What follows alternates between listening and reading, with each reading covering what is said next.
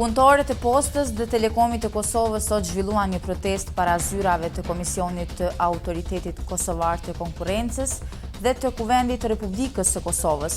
Ata kërkuan anullimin e vendimit ose dorëheqjen e menjëhershme të kryetarit të Komisionit të Autoritetit Kosovar të Konkurrencës, Valon Prestreshit, i cili mendimin e dy nga gjithsej 5 anëtarë të këtij komisioni kanë nxjerrë një vendim të padrejtë dhe të paligjshëm që dëmton financiarisht mbi 1000 punëtorë dhe mbi 1000 familje për interesat të 3-4 kompanive private, thuhet në shkresën e sindikatës.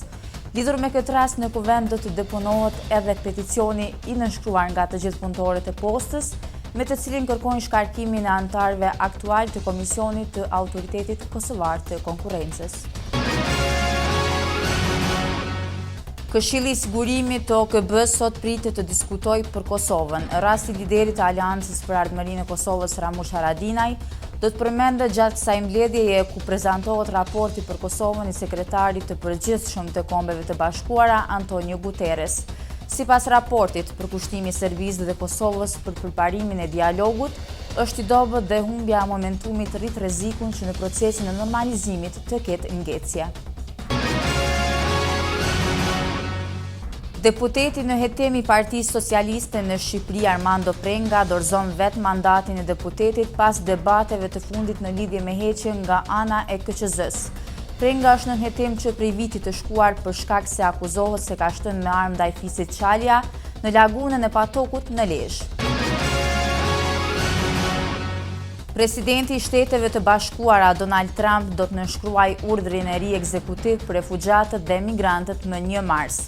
Zëdhënësi i Shtëpisë së Bardhë, Sam Speaker, tha se presidenti, i cili është dashur të nënshkruajë urdhrin javën e kaluar, ka shtyrë pasi ka dashur që ai të jetë i përsosur. Urdhri i parë i Trump kishte shkaktuar konfuzion në aeroportet në gjithë botën dhe protesta në SBA dhe jashtë saj. Armando Sadiku ka qenë edhe një herë vendimtar për skuadrën e tij Lugano.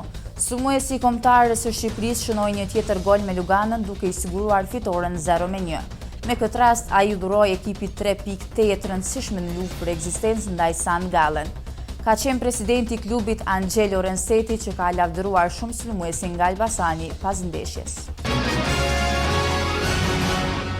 Për këto dhe të tjera informacione, vizitoni gazetën online parotlla.net. Mirëmbëjtje.